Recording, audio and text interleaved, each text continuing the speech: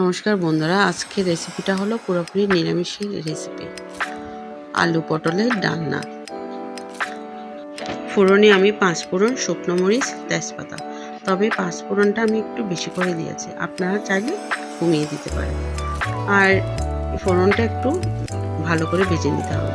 তবে অনেকে এই রান্নাটা আলু পটল আলাদা করে ভেজে তুলে নেয়, আমি একসাথে দিয়ে সবগুলো ভেজে নিব আর ঢাকনাটা দিয়ে দিব।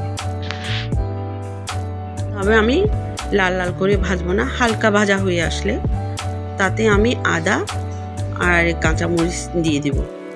এগুলো দিয়ে আবার আর একটু ভালো করে নেড়ে চেড়ে নিব। ভালো করে নেড়ে চেড়ে নিয়ে তাতে আমি এক এক করে সব গুঁড়ো মশলা দিয়ে দেব, যেগুলো আমরা প্রতিদিন যে গুঁড়ো মশলাগুলো খাই সেগুলো দিয়ে দেব। ধনিয়ার গুঁড়া, জিরার গুঁড়া, হলুদ গুঁড়া আর লবণ হলো স্বাদ অনুযায়ী। তবে এখানে আমি গুঁড়ো মরিচ ব্যবহার করব না, কারণ কাঁচা মরিচগুলো ভীষণ ঝাল।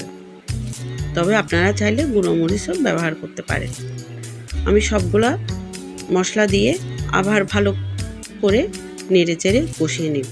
কষিয়ে আসলে তাতে আমি 1 কাপের মতন জল অ্যাড করে দেব। জলটা দিয়ে ভালো করে আবার নেড়ে চেড়ে ঢাকা দিয়ে রাখবো প্রায় মিনিট 10 মতো। রান্নাটা হয়ে আসলে তাতে আমি গরম মশলা আর সামান্য চিনি দিয়ে দেব, দিয়ে এগুলো ভালো করে আবার নেড়ে চেড়ে দিব।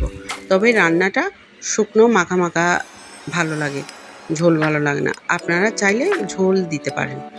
আজকে এই পর্যন্ত। যদি ভালো লেগে থাকে লাইক আর ফলো দিয়ে পাশে থাকবেন।